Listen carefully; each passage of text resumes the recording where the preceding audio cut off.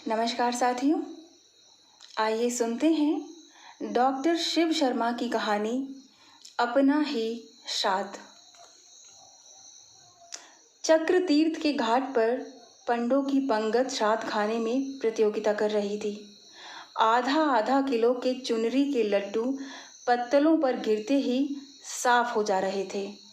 उनके मुंह से आगे निकल जाने की होड़ में चीखें निकल रही हैं। वे एक दूसरे को वक़्फ़ कर रहे हैं, रेस में भाग ले रहे खिलाड़ियों की तरह। सदा की तरह मेरे पिता पंगत के अंत में बैठे हैं।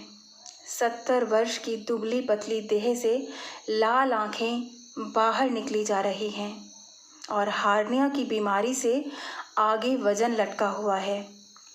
दूसरे पंडे उन्हें खिजा रहे हैं और वह खींच कर लड्डू निगलते जा रहे हैं। मैं दूर से देख रहा हूँ। मेरा मुंह शक्कर की कड़वाहट से भर गया है। मुझे ग्लानि होती है। काश अपने पिता को यहीं शिप्रा में डुबा सकता, किंतु मेरी माँ और उनके छोटे छोटे बच्चों का ख्याल आ जाता है। मेरे जन्म के बाद मेरे पिता ने हर वर्ष बच्चे पैदा किए हैं। मैंने जब से होश संभाला पिता को कभी माँ से बात करते हुए नहीं देखा। बस हर वर्ष माँ बच्चे को जनते हुए देखा है। पैसे के अभाव में अस्पताल नहीं जाया जाता और घर पर ही माँ एक दाई की सहायता से मेरे पिता की हवस को बच्चों के रूप में एक के बाद एक जनती गई। दोनों का इस बीच गहरा झगड़ा रहता है, मगर इससे क्या, बच्चे पैदा करना और बात है। मेरे पिता घाट के पंडे हैं। शिप्रा के घाट पर बित्ता भर बैठने की एक सीट पर उनका पुश्तैनी अधिकार है। वह आज भी उस पर ऐसे बैठते हैं जैसे कोई मुसाफिर शयनागार में सीट बुक करा कर बैठा हो। मुझे वहाँ बैठने से नफरत है। अब सिवा निमंत्रण के वहाँ कुछ मिलता भी नहीं। मेरे पिता डॉक्टर के मना करने के बाद भी भोजन का धंधा नहीं छोड़ते। सभी जवान मुस्तंडे पंडे उन पर हंसते हैं। मैं अपनी आंखें बंद कर लेता हूँ। यह मेरा क्लाइमैक्स है। मैं घृणा से जलने लगता हूँ और जलती हुई चिता देखने लगता हूँ। एक यजमान मेरे पिता की पत्तल पर रुक जाता है और लड्डुओं का ढेर लग जाता है। मेरे पिता की मना करने की शक्ति चुक गई है। उनका पेट तंबू सा फूल रहा है, मगर खाए जा रहे हैं। मैं शर्म से गड़ा जा रहा हूँ और अन्य पंडे हंस हंस कर मेरे पिता को लड्डू खाते हुए देख रहे हैं। पेटू पंडों में मेरे पिता का स्थान सबसे ऊंचा माना जाता है। मैं उन्हें दूसरों की सहायता से उठाता हूँ। उनकी एक टांग दूसरी से उलझ गई है। वे कांप भी रही हैं। मैं उनके पैरों को सीधा कर जमीन पर टिकाने का प्रयास करता हूँ। वे बार बार फैल जाती हैं और वे गिरने लगते हैं। मुझे रोना सा आ रहा है। इच्छा होती है जलती हुई चिता में फेंक दूं। उनके सूखे से हाथों को अपनी गर्दन के पास लपेटता हूँ और सहारा देकर उन्हें ठेलने का प्रयास करता हूँ। मैंने सदा की तरह जहर थूकते हुए कहा, इतना क्यों ठूसते हो? मरना है तो हंसी कराकर क्यों मरते हो? तुम्हें शक्कर की बीमारी है। एक आंत धरती पर लटक रही है। महीनों से बुखार है और तुम अब भी लड्डुओं पर मर रहे हो। तुम्हारी जान अटकी है, तुम मरते क्यों नहीं? मैं फफक फफक कर रो पड़ता हूँ। मेरे पिता के अधखुले मुख से अब लार टपकने लगती है। मुझे घिन आती है। मेरी बुरशर्ट गंदी हो रही है। कॉलेज जाने लायक वह एक ही बुरशर्ट है। वह भी माँ ने बनवा दी। किसी अमीर यजमान ने कपड़ा भेंट दिया होगा। किसी तरह घर आता हूँ और पिता को उनके गंदे बिस्तर पर गिरा देता हूँ। बिस्तर में से मीठी कसैली बू उड़ने लगती है। मेरी इच्छा होती है कि माँ से कहूँ कि फिर कभी बाप को लेने भेजा तो शिप्रा नदी में कूदकर आत्महत्या कर लूँगा, मगर पिताजी चीखते हैं और माँ को पुकारते हैं, कहाँ मर गई रांड, हरामजादी, जल्दी लौटा ला। क्या तेरा बाप मर गया जो क्रियाकर्म कर रही है? बच्चों के लिए खाना बनाती हुई माँ आती है।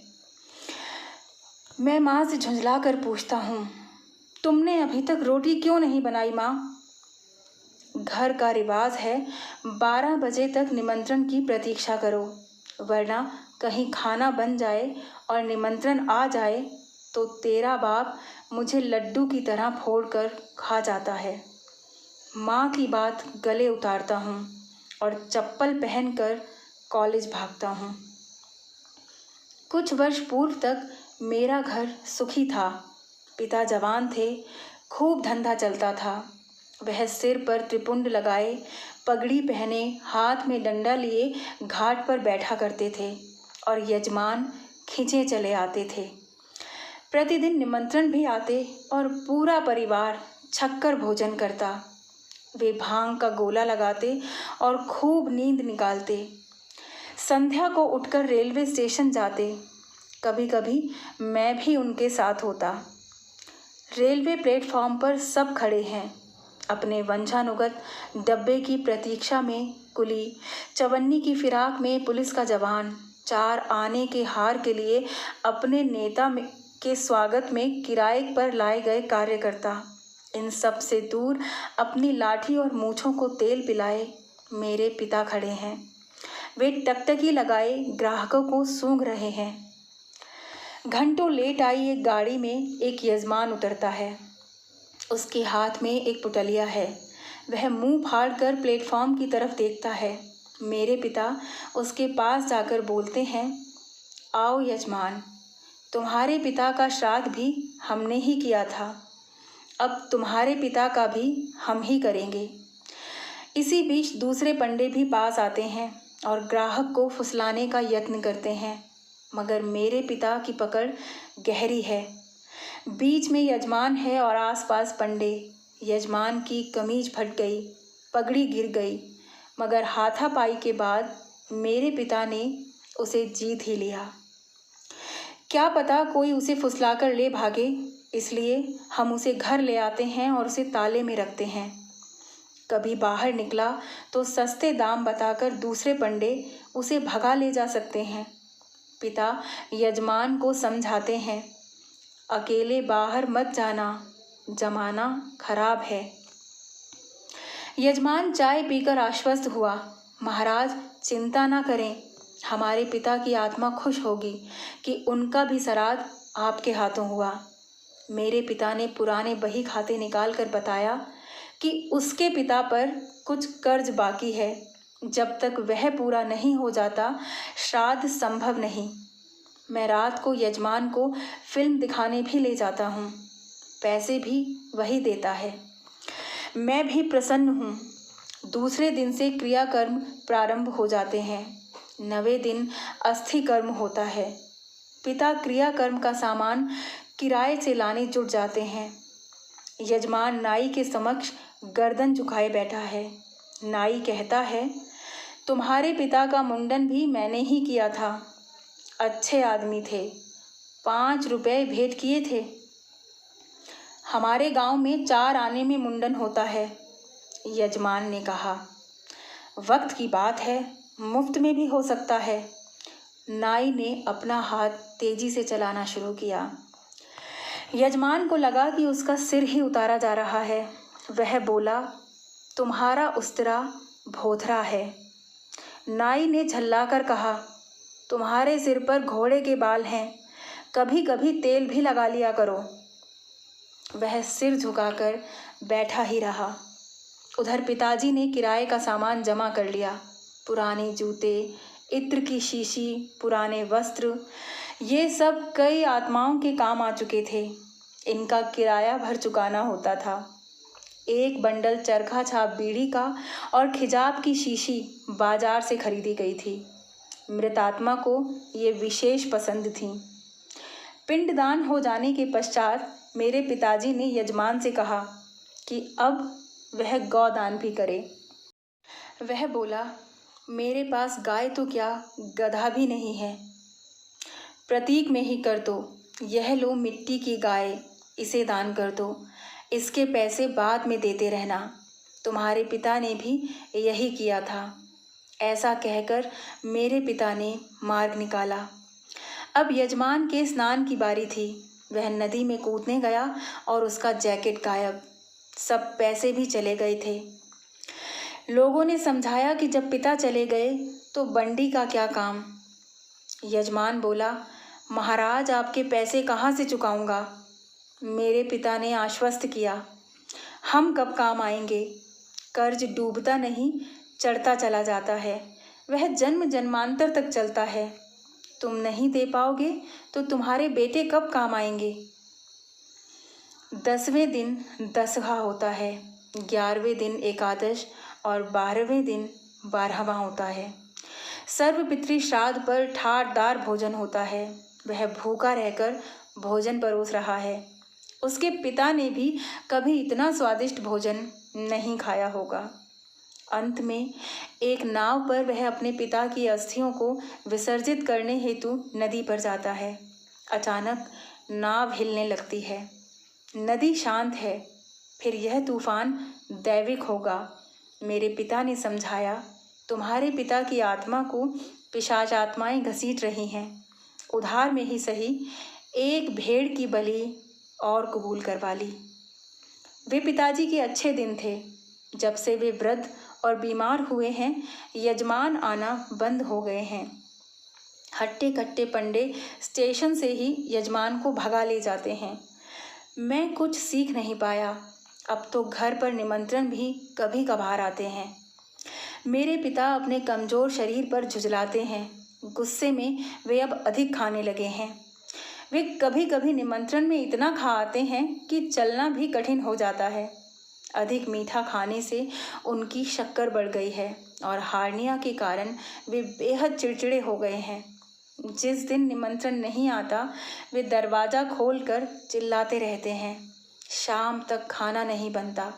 वे दिन भर चीख चीख कर माँ और बच्चों को खाते रहते हैं। कभी कभी थोड़ा बहुत सीधा मिल जाता है। वह पंजों के बल बिल्ली से बैठते हैं और तब तक खाते रहते हैं जब तक सब खत्म नहीं हो जाता। खाना खत्म हो जाने पर वे माँ पर थाली फेंक देते हैं और गालियाँ बकने लगते हैं। वे तब तक चीखते रहते हैं जब तक उनके मशीन से जबड़े अपने आप चलना बंद नहीं हो जाते। माँ रोती हुई पड़ोसी के घर चली जाती है और बच्चे रोते हुए गली में चले जाते हैं। मैं पुस्तक लेकर घाट पर चला जाता हूँ।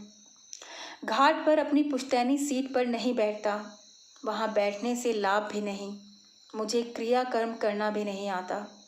मैं मनोरंजन के लिए औरतों के घाट पर नज़र घुमाता हूँ। कनखियों से देखता हूँ अधनंगी औरतों को स्नान करते हुए। हिलते हुए नितंब सुरसुरी सी मचा देते हैं। एक आध कसे तन वाली भी दिख जाती है। कुछ एक के सुडोल बदन पर नजरें गड़ जाती हैं। उनके गीले अंगों के कटावों में वस्त्र चिपक गए हैं और मुझे लगता है कि मेरे कपड़े चिपक गए हैं। मैं पुस्तक में ध्यान लगाता हूँ कि एक व्यक्ति निमंत्रण देने चला आता है। मैं सुनकर प्रसन्न हो जाता हूँ। वह मेरे पिता के नाम पर निमंत्रण देता है। उन्हें जरूर लाना होगा। मैं घर की तरफ भागता हूँ पिताजी को निमंत्रण का सुसमाचार देने। उन्होंने कई दिनों से श्राद्ध नहीं खाया। उनके चेहरे पर लड्डू का नाम सुनकर एक दयनीय भाव आता है। घर में सन्नाटा है। माँ बाहर गई हुई है। पिता अपने गंदे बिस्तर पर पड़े हुए बड़बड़ा रहे हैं। वह क्रियाकर्म के श्लोक पढ़ रहे हैं। वे पिंड दान कर रहे हैं। वे हवन करा रहे हैं। अपने हाथों को अग्नि की ओर ले जाकर स्वाहा बोल रहे हैं। उनका शरीर जल रहा है। वह पुनः पकवानों के नाम बकने लगते हैं। मैंने उन्हें आवाज़ देना चाहा, वे शांत हो जाते हैं। मुझे देखकर वे हाथ जोड़ने लगते हैं। लगता है वे मुझे भी यजमान समझ रहे हैं। वे मुझे कुछ खाने का इशारा कर रहे हैं। मेरी माँ पास आकर चीख पड़ती है। मेरे छोटे भाई बहन अनाथ हो जाते हैं। एकाएक पूरे कमरे में बदबू का बगुला फेंक जाता है। विरासत में मिला 3 बाय 3 का चबूतरा शिप्रा के घाट पर, जिससे मुझे नफरत है, और भाई बहनों की लंबी फौज जिनके पेट पालने हैं, वे मेरे लिए छोड़ जाते हैं। मेरी माँ ने घर का सारा सामान बेचकर पिता का श्राद्ध कर दिया। हट्टे कट्टे पंडों की पंगत बैठी है। ठहाके लग रहे हैं। मेरे पिता के संस्मरण चल रहे हैं। लोग लड्डू निगल रहे हैं। मैं नीची गर्दन किए अपने पिता का स्मरण करता हूँ। मुझे लगता है वे पंगत में आकर बैठ गए हैं, पंगत के आखिरी सिरे पर। वे नीची गर्दन किए खाए चले जा रहे हैं अपना ही श्राद्ध। लोग उन पर हंस रहे हैं। उनकी आंखें बाहर निकली जा रही हैं। वे कांप रहे हैं। उनका पेट फूलता चला जा रहा है।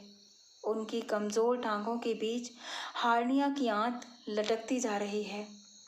लोग उन पर ठहाके लगाते जा रहे हैं और पिता लड्डू निगलते जा रहे हैं। उनकी आंखों में आंसू हैं। यह देखकर मेरे हाथ से थाली गिर जाती है।